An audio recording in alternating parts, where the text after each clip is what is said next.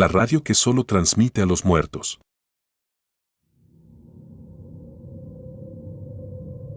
Trabajo en la radio desde hace años.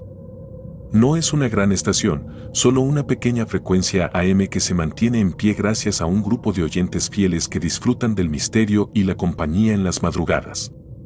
Mi turno empieza a la medianoche y termina a las 5 de la mañana. No es el mejor horario, pero me gusta la tranquilidad de la noche. En esas horas, el mundo parece otro. Más callado, más denso, como si algo estuviera esperando en la oscuridad. Todo comenzó una noche común. Estaba en la cabina de la emisora, revisando la lista de canciones y preparando mi segmento de llamadas cuando el teléfono sonó. Contesté con mi tono habitual. Buenas noches, estás en la frecuencia 107.3, la voz de la madrugada. ¿Con quién hablo? Del otro lado, una voz ronca y temblorosa respondió, soy Manuel. ¿Podrías ponerme una canción? Hace años que no la escucho. Claro, Manuel. ¿Cuál canción quieres? El hombre me dio el nombre de un viejo bolero. Lo busqué en la base de datos y lo puse al aire. La llamada no tuvo nada de extraño hasta que revisé el registro de llamadas. El número de Manuel no existía. No había quedado rastro de su llamada. Me pareció raro, pero lo dejé pasar. Esa noche, sin embargo, las llamadas siguieron un patrón similar. Voces débiles, antiguas, pidiendo canciones que no sonaban desde hacía décadas. La tercera llamada fue la que me hizo dudar de mi propia cordura. Hola, buenas noches. ¿Cómo te llamas? Marta. Hubo un silencio. Dime, Marta, ¿qué canción quieres escuchar? No una canción. Quiero hablar con él. ¿Con quién? Con mi esposo. Se me erizó la piel. La voz sonaba lejana, como si viniera de un teléfono viejo o una grabadora dañada. Un ruido blanco distorsionó la llamada y, de repente, la línea se cortó. Miré la pantalla y, de nuevo, no había registro de la llamada. Comencé a preocuparme. Decidí mencionar el incidente en la transmisión, pidiendo a los oyentes que me confirmaran si también habían escuchado la llamada. El teléfono volvió a sonar. No hables de ellos, susurró una voz áspera. ¿Quién habla? Pregunté, pero la llamada terminó. A partir de esa noche, las llamadas se volvieron más frecuentes y perturbadoras. Las voces sonaban envejecidas, susurros de otra época, competiciones extrañas. Un hombre me pidió que avisara a su esposa que nunca regresaría. Otra voz, la de una niña, cantó una canción de cuna antes de reír y colgar. Hice una investigación sobre los nombres de los supuestos oyentes. Descubrí que todos habían muerto años atrás. Algunos incluso antes de que la radio existiera. Intenté ignorarlo, pero cada noche se volvía más difícil. Hasta que una voz me llamó por mi nombre. ¿Sabemos quién eres? No respondí. Sentí un escalofrío recorriendo mi espalda. Sabemos lo que hiciste. Tragué saliva. Mis manos sudaban. ¿Qué hice? Pregunté sin pensarlo. La voz no contestó. Solo dejó escapar una risa entrecortada antes de colgar. Durante el resto de la transmisión, sentí que alguien me observaba a través del vidrio de la cabina. Esa madrugada, al revisar la grabación del programa, noté algo aterrador. Había momentos en los que mi voz desaparecía y en su lugar se escuchaba un murmullo. Lo repetí varias veces hasta entender las palabras. Ven con nosotros. Apagué la grabación de inmediato. Me levanté de la silla y salí de la cabina con la respiración agitada. No podía seguir ignorando lo que pasaba. Decidí hablar con el dueño de la estación al día siguiente. ¿Has notado algo raro en la radio? Pregunté con cautela. El hombre, un anciano que había trabajado allí desde que la emisora fue inaugurada, me miró fijamente. ¿Ya te llamaron? Preguntó sin sorprenderse. ¿Quiénes? Ellos. Mi piel se erizó. ¿Quiénes son? Las voces de la frecuencia perdida. El dueño me contó que, en los años 60, un locutor había muerto al aire. Un infarto fulminante en plena transmisión. Pero lo extraño es que, después de su muerte, la gente aseguraba haberlo escuchado seguir transmitiendo por meses. Desde entonces, la emisora recibe llamadas de ellos. No sabemos por qué. Solo sabemos que si empiezan a llamarte por tu nombre, es porque quieren llevarte. Dejé la emisora esa misma noche. No regresé. Cambié de número, me mudé a otro estado y traté de olvidar. Pero la radio me encontró. Una madrugada, Mientras conducía por una carretera desierta, mi auto captó una estación desconocida. No había sintonizado nada, pero una voz familiar hablaba en la frecuencia. Mi voz. Buenas noches, estás en la frecuencia 107.3, la voz de la madrugada. Apagué la radio de golpe y aceleré sin mirar atrás. Desde entonces, en ocasiones, al quedarme en silencio, puedo escuchar un leve murmullo en el aire. Voces llamándome desde la estática. Aún no he respondido. No sé cuánto tiempo más podré resistirlo.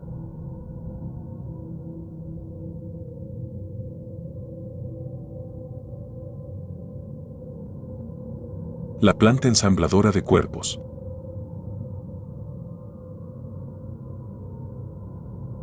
Siempre pensé que trabajar en una fábrica de prótesis sería una labor noble.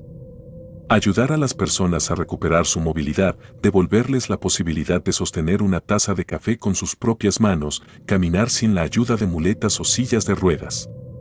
Pero nunca imaginé que mi trabajo se convertiría en una pesadilla de la que no podría escapar. Desde el primer día en la planta ensambladora, noté algo extraño. No era una fábrica común y corriente. No había nombres en los pedidos, solo códigos. Las direcciones de envío no pertenecían a hospitales ni a clínicas, sino a almacenes o edificios sin registro claro. Pero como cualquier otro trabajador nuevo, me dije a mí mismo que no era asunto mío y seguí adelante. Mi tarea consistía en ensamblar prótesis de extremidades. Piezas de titanio y fibra de carbono que, en teoría, servirían para reemplazar brazos y piernas amputadas. Sin embargo, pronto me di cuenta de que estas prótesis no eran para personas comunes. Eran demasiado avanzadas, demasiado realistas. Algunas de las extremidades que fabricábamos tenían detalles que parecían innecesarios, venas falsas, textura de piel que imitaba la humana a la perfección, articulaciones con una flexibilidad imposible para una prótesis convencional. Pero lo más inquietante eran los pedidos especiales. Un día, el supervisor se acercó a mi estación con un sobre sellado. «Esto es confidencial», me dijo, deslizando el sobre hacia mí sin mirarme a los ojos. Cuando lo abrí, mi corazón se detuvo un segundo. No era un pedido de una pierna o un brazo.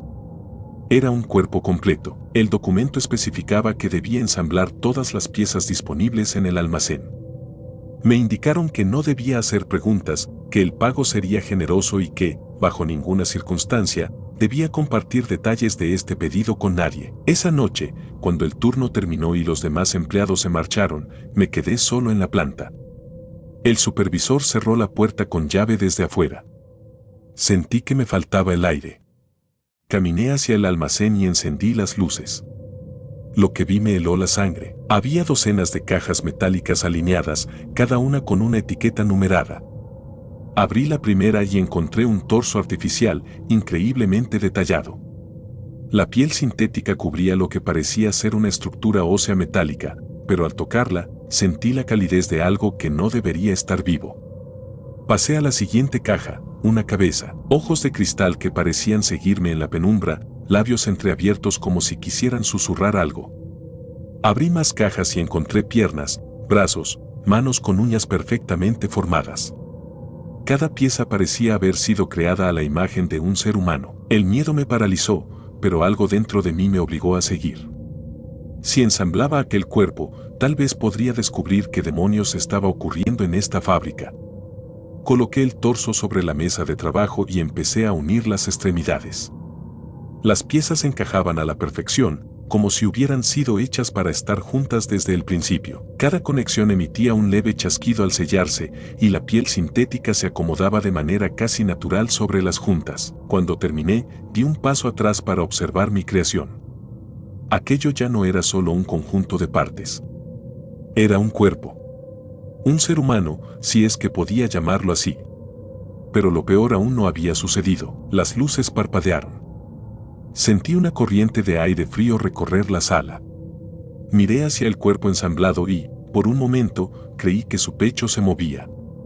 Como si respirara. Me acerqué lentamente, tratando de convencerme de que solo era mi imaginación. Pero cuando mi mano rozó su piel, sus ojos se abrieron de golpe. El grito se quedó atrapado en mi garganta.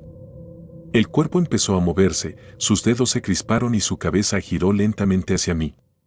Intenté retroceder, pero mis piernas no respondían. ¿Dónde estoy?, murmuró la cosa con una voz áspera, como si no hubiera hablado en años. El terror me paralizó. Aquel ser me miraba con una mezcla de confusión y desesperación. Sus ojos eran humanos, pero algo en ellos no estaba bien. Era como si su alma no estuviera completa, como si estuviera atrapada en un caparazón artificial. No debería estar aquí, dijo de nuevo, su voz temblorosa. Entonces, la puerta del almacén se abrió de golpe. El supervisor entró acompañado de dos hombres vestidos con batas blancas. Bien hecho, dijo uno de ellos, con una sonrisa de satisfacción.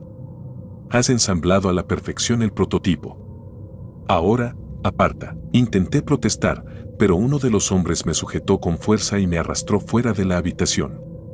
Vi cómo el otro se acercaba al cuerpo y le susurraba algo al oído. El ser tembló, como si estuviera luchando contra algo dentro de sí mismo. Me llevaron a una oficina oscura. El supervisor se sentó frente a mí y encendió un cigarro. Has visto demasiado, dijo, exhalando el humo lentamente. Ahora tienes dos opciones, quedarte y ser parte de esto, o desaparecer. La palabra desaparecer hizo que mi sangre se helara. Intenté pensar en una salida, pero estaba atrapado. Sabían dónde vivía, sabían todo sobre mí. La única opción era fingir que aceptaba. Me quedaré, respondí con la voz más firme que pude. El supervisor sonrió y asintió. Buena elección. A la mañana siguiente, regresé a mi estación de trabajo como si nada hubiera pasado. Pero algo dentro de mí había cambiado. Ahora sabía la verdad. Sabía que en aquella planta ensambladora no se fabricaban simples prótesis, se creaban cuerpos. Y lo peor de todo, eran para alguien más.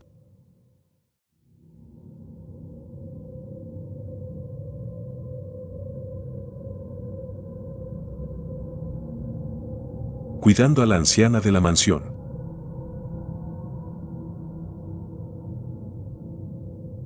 Siempre había sido un trabajo sencillo. Cuidar a una anciana no sonaba tan complicado, especialmente cuando me ofrecieron un pago que superaba por mucho cualquier otro empleo de cuidador. La única condición era que jamás debía intentar moverla ni cambiarla de lugar. Cuando llegué a la mansión de la casa 23, entendí por qué otros habían rechazado el empleo. Era enorme, antigua y cubierta por una sensación de abandono. Las paredes estaban adornadas con retratos antiguos, sus habitantes inmortalizados en óleos oscuros y miradas vacías. Había un silencio pesado, interrumpido solo por el sonido del viento filtrándose entre los marcos de las ventanas. La anciana, la señora Velasco, yacía en una imponente cama en el centro de su habitación. Su piel era ceniza, sus labios resecos y sus ojos cerrados. Parecía más una estatua que una persona viva. Sin embargo, cada vez que me acercaba para revisar su pulso o cambiar su ropa, podía sentir el calor de su piel. Respiraba, pero de una manera tan ligera que era casi imperceptible. Cada noche, seguía las instrucciones del médico, darle su medicamento, asegurarse de que la habitación estuviera en orden y nunca, bajo ninguna circunstancia, apagar la luz de la lámpara de su mesita de noche. No cuestioné nada al principio. El dinero era bueno y la rutina era sencilla, pero, después de unos días, las cosas empezaron a inquietarme. Una noche, mientras leía en la sala, escuché un sonido proveniente de la habitación de la señora Velasco. Un crujido largo, como el de una puerta oxidada abriéndose lentamente. Fui a revisar y la encontré exactamente como siempre, inmóvil en su cama, con la respiración casi imperceptible. Decidí que el sonido debía provenir de la madera vieja de la casa y volví a mi libro. Las noches siguientes, el sonido se repitió. Era sutil, pero inconfundible. Como si alguien se moviera en la oscuridad de la habitación. Me aseguré de revisar cada rincón, pero no encontré nada extraño. Sin embargo, noté algo que no podía explicar. Cada mañana, las sábanas de la anciana parecían ligeramente desordenadas, como si alguien las hubiera movido. La sensación de inquietud creció hasta convertirse en paranoia.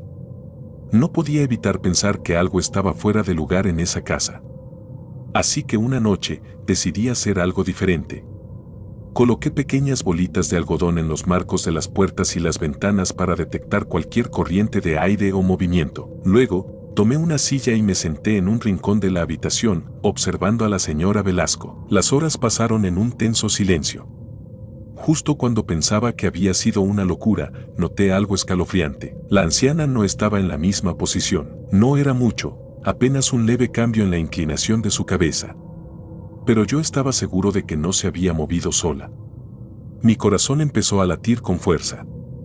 Me levanté, sintiendo el peso del miedo en mi pecho. Me acerqué lentamente, sin apartar la vista de ella. Entonces, vi algo peor. Bajo la cama, ocultos en la penumbra, 2 ojos brillaban reflejando la luz de la lámpara. Eran pequeños, pero llenos de malicia. Me quedé paralizado. Por un momento, el silencio fue absoluto. Luego, la anciana, quien nunca se había movido en todos los días que llevaba cuidándola, se incorporó de golpe. Sus ojos, abiertos por primera vez, me miraron con una expresión de algo que solo puedo describir como alivio o terror. Con un hilo de voz temblorosa, susurró: «Nos han visto». Antes de que pudiera reaccionar, las luces de la casa se apagaron.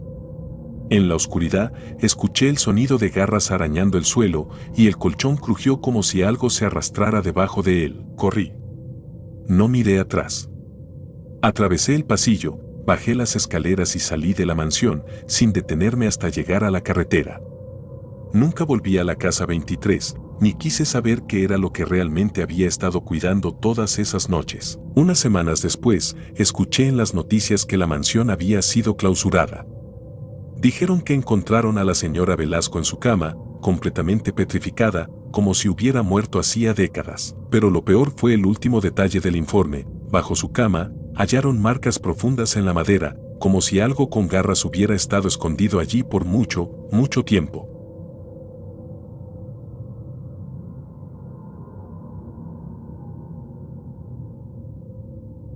El guardián del zoológico secreto.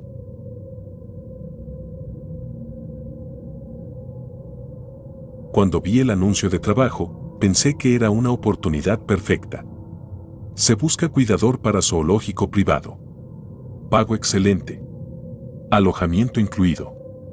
No había dirección ni teléfono, solo un correo electrónico. Envié mi solicitud y, para mi sorpresa, recibí una respuesta en menos de una hora. Me citaban en un lugar alejado de la ciudad para una entrevista al día siguiente. Al llegar, un hombre alto y delgado me esperaba en la entrada de lo que parecía una mansión en medio del bosque.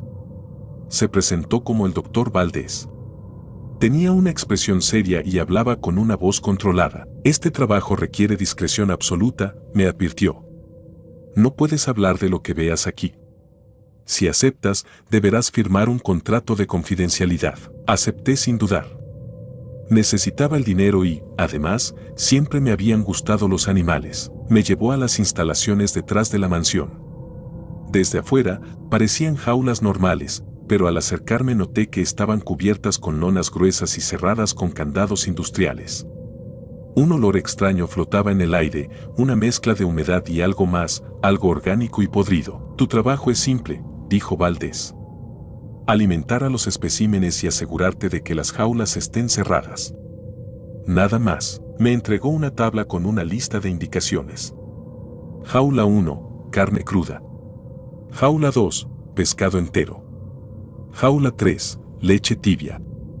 Las indicaciones eran extrañas, pero no hice preguntas. Esa primera noche, recorrí el lugar con una linterna y un balde de carne cruda.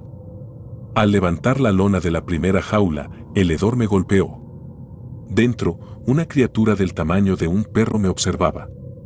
Tenía piel negra, húmeda y sin pelo, y sus ojos eran completamente blancos. Me paralicé, pero el hambre en su mirada era evidente. Arrojé la carne dentro y la criatura se lanzó sobre ella con una rapidez aterradora. La siguiente jaula contenía algo parecido a un ciervo, pero su piel parecía madera y tenía grietas de donde salía un líquido oscuro. Su cabeza giró lentamente hacia mí cuando dejé caer el pescado en su jaula. No tenía ojos, solo un vacío en su rostro. Esa noche no dormí. Me quedé en la pequeña cabaña que me habían asignado, repasando lo que había visto. Me repetí que era un trabajo como cualquier otro y que, mientras siguiera las reglas, no tenía de qué preocuparme. Los días pasaron y empecé a notar cosas extrañas. Algunas noches escuchaba susurros cerca de mi cabaña. Cuando salía con la linterna, no había nadie. Otras veces, encontraba las jaulas abiertas aunque estaba seguro de haberlas cerrado. Una noche, mientras realizaba la ronda de alimentación, noté que la jaula 7 estaba vacía. Mi estómago se hundió. Esa jaula contenía a la criatura más extraña de todas. No tenía forma definida, cambiaba constantemente, como si su piel fuera líquida. La última vez que la vi, tenía al menos 6 ojos y una boca enorme que se extendía hasta sus costados. Corrí hacia la oficina del doctor Valdés, pero la encontré vacía. En su escritorio había papeles y fotografías de experimentos. Algunas imágenes mostraban a las criaturas en etapas diferentes de desarrollo. Eran humanas en algún punto. El horror me golpeó con fuerza. No eran animales. Algo les había sido hecho. Un ruido detrás de mí me hizo girar. La cosa de la jaula 7 estaba en la puerta. Ahora tenía la forma de un hombre, pero su piel era negra y gelatinosa, y sus ojos eran bocas abiertas que susurraban algo incomprensible. Huí. Corrí hacia la salida, pero las luces del zoológico comenzaron a apagarse una por una. Sentí que algo me seguía, algo que susurraba en mi oído en un idioma que no entendía. Logré llegar a la reja principal, pero estaba cerrada. Ayúdame, susurró una voz junto a mí. Giré lentamente.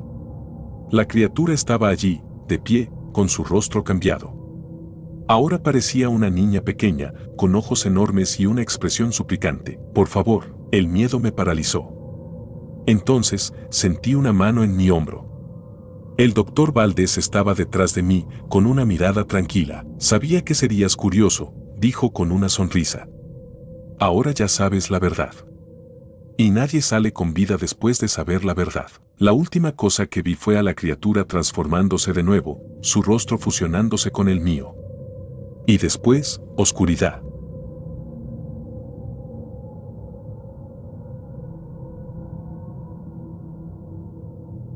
El vigilante del cementerio nocturno.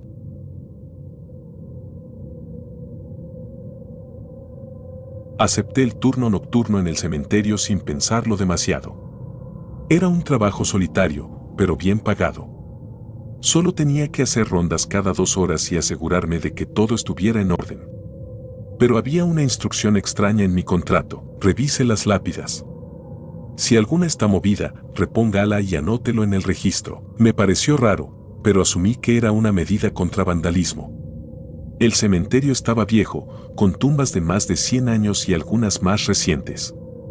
El guardia anterior renunció sin explicaciones, lo que explicaba la urgencia con la que me contrataron. Las primeras noches fueron tranquilas. Hacía mis rondas, anotaba cualquier irregularidad y tomaba café en la caseta de vigilancia. Pero la tercera noche, noté algo extraño. Una de las lápidas estaba torcida.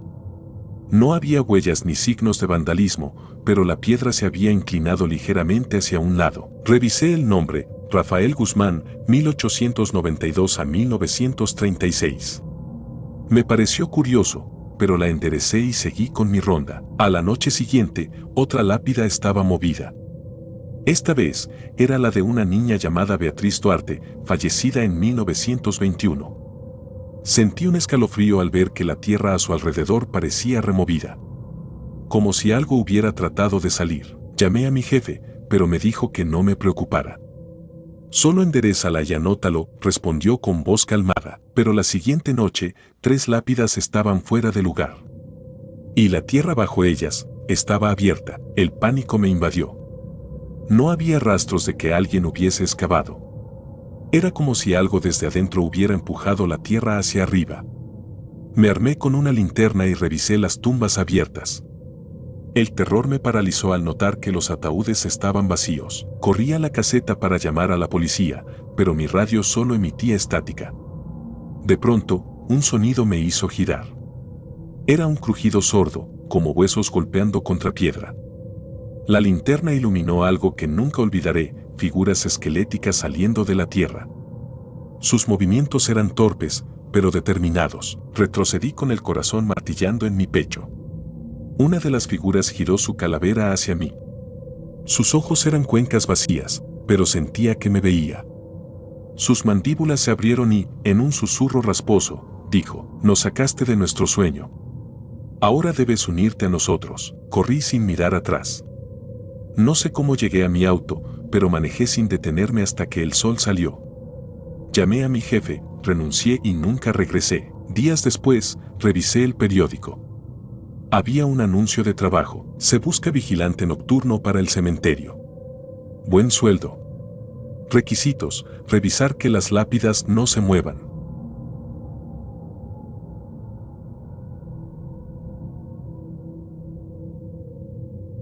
La fábrica de muñecas.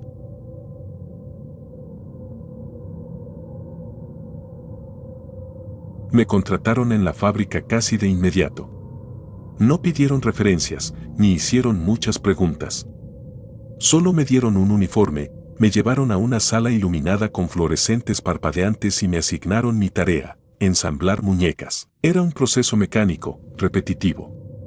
Recibir las partes, ensamblarlas sin mirar demasiado, colocarlas en sus cajas y sellarlas con cinta.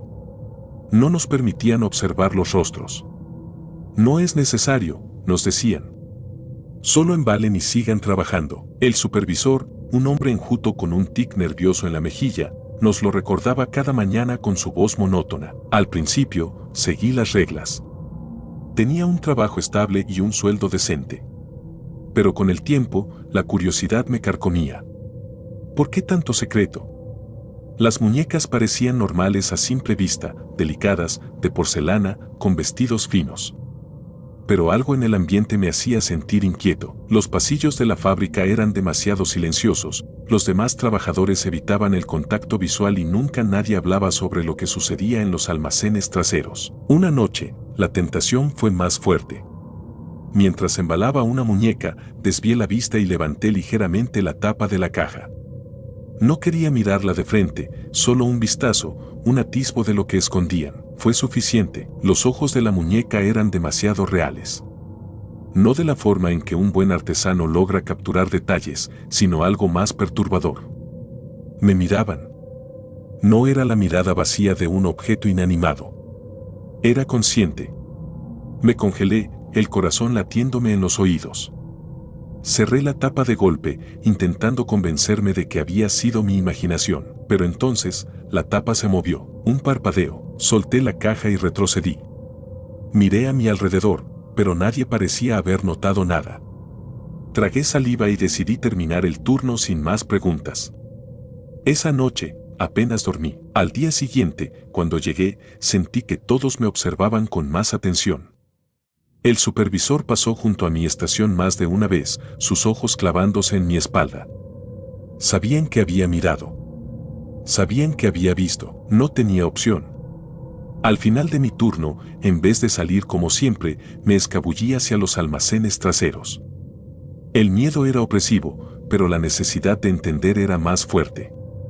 Caminé entre estantes repletos de muñecas en cajas abiertas. Sus ojos me seguían, lo sentía, hasta que encontré el cuarto de ensamblaje. Había filas de muñecas alineadas, pero no eran simples figuras de porcelana. Eran partes humanas.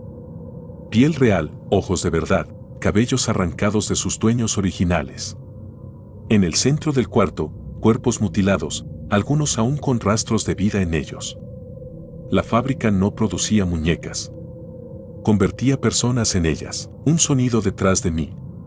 El supervisor estaba ahí, con otros trabajadores, sonriendo. Te dijimos que no miraras. Intenté correr, pero fue inútil. Me atraparon. Sentí el pinchazo de una aguja en mi cuello y todo se volvió negro. Cuando desperté, no podía moverme. Mis miembros eran rígidos, mis ojos solo podían parpadear. Vi al supervisor inclinándose sobre mí, ajustando mi vestido, acomodando mi cabello. Perfecto, susurró. Lista para ser vendida, y entonces entendí, yo era una muñeca más. El horror se instaló en mi mente de inmediato, pero no podía reaccionar. Apenas si podía mover mis ojos. Desde mi posición, veía el cuarto de ensamblaje con mayor claridad. Había otras muñecas, no, otras personas atrapadas en estos cuerpos artificiales. Algunas intentaban moverse, pero sus miembros no respondían. Con cada minuto que pasaba, mi conciencia se hacía más frágil. Un hormigueo recorría mi piel, como si algo estuviera adhiriéndose a mí. Sentía como mi carne se volvía fría, insensible. Intenté gritar, pero mi boca no respondía. Algo me estaba transformando. Algo más profundo que un simple cambio físico. Las luces titilaban en el techo. Un hombre vestido con un delantal blanco entró al cuarto y se acercó a mí. Llevaba una libreta en la mano y anotó algo antes de hablar. Esta tardará un poco más en completarse. Su voluntad sigue intacta. El supervisor asintió. No importa. El proceso es inevitable, inevitable. La palabra rebotó en mi mente como un eco enloquecedor. Miré alrededor, buscando algo, cualquier cosa que pudiera ayudarme. Pero las demás muñecas no se movían. Solo sus ojos, llenos de un terror profundo, me decían que aún estaban ahí dentro, atrapadas en un cuerpo que ya no les pertenecía. Pasaron horas, días quizá. No lo sé. En algún momento, dejé de sentir hambre o sueño. Mi piel dejó de ser mía. No sé en qué momento mi respiración se volvió innecesaria. Perdí la cuenta de los minutos en que estuve sentada, inerte, esperando. Un hombre entró en la habitación. ¿Un comprador? ¿Esta es nueva?, preguntó. El supervisor asintió, orgulloso, recién terminada. Aún conserva algunos vestigios de conciencia, pero se disiparán pronto. El comprador me observó detenidamente. Luego, sonrió. Me la llevo. Fui colocada en una caja y transportada. En la oscuridad, escuché el sonido de otras cajas moviéndose. No estaba sola. El viaje fue eterno. Cuando la tapa se abrió, estaba en una habitación lujosa. Unos niños pequeños corrían alrededor, emocionados. Mamá, mira qué hermosa es, dijo una niña. Su madre sonrió y me colocó en un estante, junto a otras muñecas. Es una edición especial, dijo. Hecha con mucho cuidado. Los niños rieron y salieron corriendo. Cuando la puerta se cerró, sentí el peso de otras miradas sobre mí. Muñecas alineadas en los estantes. Todas con ojos humanos. Todas atrapadas. Y todas, lentamente, parpadearon.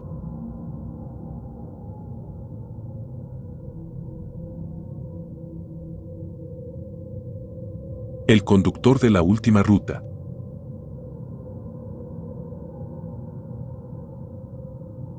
Desde hace años, manejo un taxi en la ciudad. Es un trabajo sencillo, rutinario, que rara vez ofrece sorpresas. Pero una noche, mi vida cambió por completo. Todo comenzó cuando encontré un sobre deslizado bajo la puerta de mi departamento. Dentro había una nota escrita con tinta roja: conduce la última ruta. Se te pagará bien. No mires sus rostros. Junto a la nota, había una cantidad de dinero que superaba cualquier tarifa que hubiera ganado en un mes entero. Parecía una broma o algún tipo de trampa, pero la cantidad de dinero era demasiado tentadora como para ignorarla. Seguí las instrucciones y me dirigí al punto de encuentro indicado en la nota, una calle oscura cerca de la periferia de la ciudad. Cuando llegué, el motor del taxi vibraba suavemente en el silencio de la noche. A la medianoche exacta, las puertas traseras del auto se abrieron y varios pasajeros entraron sin decir palabra. No miré por el retrovisor, tal como se me había indicado.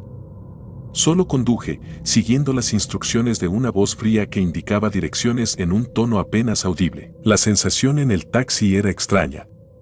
A pesar de que llevaba varios pasajeros, el aire seguía gélido y un leve olor a tierra húmeda impregnaba el interior. Intenté concentrarme en la carretera, pero mis manos temblaban en el volante. Cada cierto tiempo, escuchaba murmullos en un idioma que no reconocía. Después de unos minutos, uno de los pasajeros habló con una voz áspera y distorsionada. Detente aquí. Frené en seco frente a un viejo cementerio. Uno a uno, los pasajeros bajaron sin hacer ruido, como sombras deslizándose en la oscuridad. Justo cuando el último estaba a punto de salir, mi curiosidad pudo más. Apenas giré un poco la cabeza y miré de reojo por el retrovisor. No tenían rostro. Eran figuras humanoides, vestidas con ropa vieja y gastada, pero donde debían estar sus ojos, nariz y boca, solo había una piel lisa y pálida. Uno de ellos se detuvo y pareció mirarme directamente. El frío en el auto se intensificó hasta el punto de sentir mi piel arder de congelación. La voz áspera volvió a hablar. Romper las reglas tiene consecuencias. Las puertas del taxi se cerraron solas y el motor se apagó. Intenté encenderlo de nuevo, pero la llave se trabó. En el retrovisor, vi cómo los pasajeros sin rostro se deslizaban hacia el cementerio, perdiéndose en la neblina. Mi corazón martillaba en mi pecho. Cuando por fin logré encender el motor, pisé el acelerador y me alejé de allí a toda velocidad. Llegué a mi casa temblando y me encerré, asegurándome de que todas las puertas y ventanas estuvieran bien cerradas. Traté de dormir, pero cada vez que cerraba los ojos, veía esas figuras sin rostro en mi mente. A la mañana siguiente, encontré otro sobre bajo mi puerta. Dentro había una foto de mí conduciendo el taxi la noche anterior. Pero lo peor no era eso. En el asiento trasero del taxi, detrás de mí, había alguien que no recordaba haber recogido. Desde entonces, cada noche, cuando manejo, siento que alguien más está en el auto, aunque no pueda verlo. Y, a veces, al final del turno, cuando me atrevo a mirar por el retrovisor, una figura sin rostro me observa desde el asiento trasero.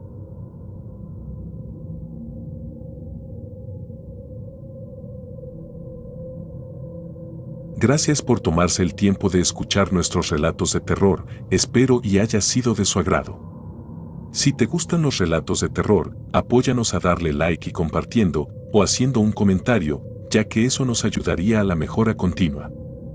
Si aún no estás suscrito o suscrita, los invito a que lo hagan para que no se pierdan de los mejores relatos de terror de Lamentos de la Noche. Gracias por el apoyo y buena vibra.